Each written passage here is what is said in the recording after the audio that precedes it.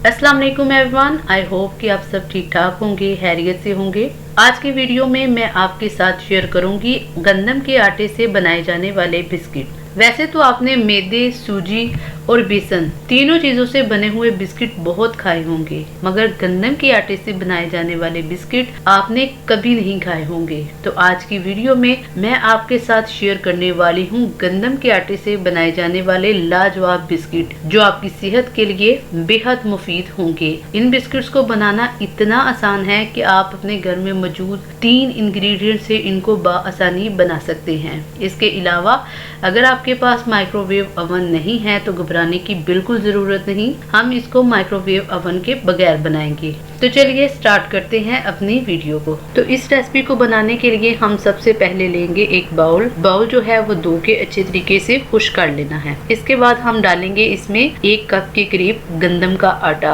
आपने यहाँ पे एक बात को मद्देनजर रखना है कि आपने जितना गंदम का आटा लेना है उससे 1/3 आपने शुगर का इस्तेमाल करना है। अब हम लेंगे 1/3 इसमें शुगर, जो हमने चीनी को इस्तेमाल किया है इसका हमने पाउडर बना लेना है। इसके अलावा आप पैकेट वाली शुगर भी इस्तेमाल कर सकते हैं। इन दोनों चीजों को डालने के बाद हमने चम्मच के साथ अच्छे तरीके से मिक्स कर लेना है। आपने यहाँ पे एक बात को मद्देनजर रखना है कि आपने यहाँ पे सिर्फ घी का ही इस्तेमाल करना है, क्योंकि घी से बनाए जाने वाले जो बिस्किट होते हैं वो ज्यादा क्रिस्पी और ज्यादा क्रंची होते हैं। अक्सर लोग इस स्टेज पे ऑयल का इस्तेमाल कर लेते हैं, लेकिन उससे नुकसान ये होता है कि ऑयल से जो हमारे बिस्किट है वो ज्यादा नरम हो जाते हैं, उससे जो बिस्किट है वो हंसदा नहीं रहते। इसके बाद हम आटे को करेंगे अपने को अच्छे तरीके के साथ मिक्स। साथ में हम थोड़े से पानी का इस्तेमाल करेंगे। पानी जो होता है वो आपके आटे की बाइंडिंग के लिए बेहद जरूरी है। अगर हम पानी का इस्तेमाल नहीं करेंगे तो जो हमारा आटा है वो बाइंड नहीं होगा।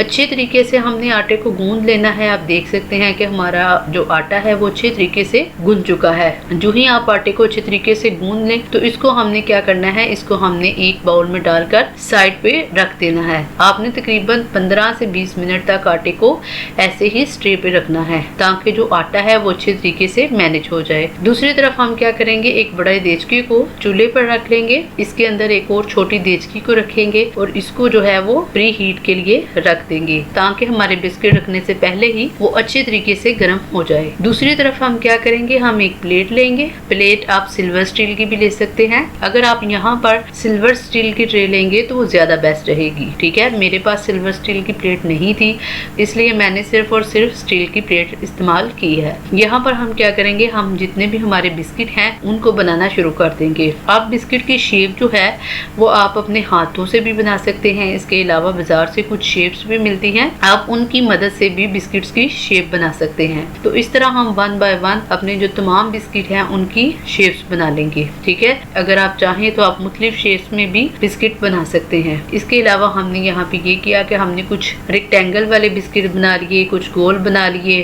पहले मैंने बिस्किट्स को शेप दे ली थी, उसके बाद मैंने इनके ऊपर डिजाइनिंग की, आप देख सकते हैं। तमाम बिस्किटों को बनाने के बाद हम इनको कर लेंगे साइड पे और हम लेंगे एक छोटी सी कटोरी। इसमें हम डालेंगे थोड़ा सा दूध। इसके अलावा कुछ शुगर जो थी वो पाउडर शुगर हम इसमें इस्तेमाल करेंगे। अगर आप चाहते हैं कि आपके बिस्किट ज्यादा अच्छे बने तो आपने क्या करना है, आपने दूध का इस्तेमाल करना है। इसके अलावा हम यहाँ पर कुछ मेवाजात का इस्तेमाल करेंगे। मैंने सिर्फ बादाम का इस्तेमाल किया है, आप यहाँ पर पिस्ते और काजू का इस्तेमाल भी कर सकते हैं। यहाँ पर आपने एक बात मद्देनजर रखनी है कि आपने जितने भी मेवाजात इस्तेमाल करने हैं उनको काट लेना है। ठीक है, वो जितने बड़े होंगे उससे क्या होगा कि वो उतर जाएंगे। ठीक है, और बिस्किट भी यहाँ से अच्छे तरीके से नहीं पकेगा। अब मैंने बादामों को क्या किया, मैंने 1 बाय 1 करके तमाम बिस्किटों पर बादाम को लगा लिया। अब क्या करेंगे, वो जो मिक्सचर हमने दूध और चीनी वाला रेडी किया था, अब हम तमाम बिस्किटों पर दूध और चीनी को लगा लेंगे। जो ही ये तमाम चीजें रेडी हो जाएंगी तो हम क्या करेंगे, अपने पतीले को ओपन करेंगे। यहाँ पर एक बात आप नोट कर सकते हैं कि हमारा जो पतीला है वो पहले से ही गर्म हो चुका है। पतीले में रखने के बाद आप थोड़ी देर बाद आप चेक करते रहेंगे कि हमारे जो बिस्किट है वो किस पोजीशन पे हैं और इनको बाकी कितना टाइम लगेगा। देचके में रखने के बाद आप देख सकते हैं कि हमारे जो बिस्किट है 35 से 40 मिनट में अच्छे तरीके से पक जाएंगे। 35 से 40 मिनट के बाद जब हमने पतीला खोला तो हमने देखा कि हमारे बिस्किट जो है वो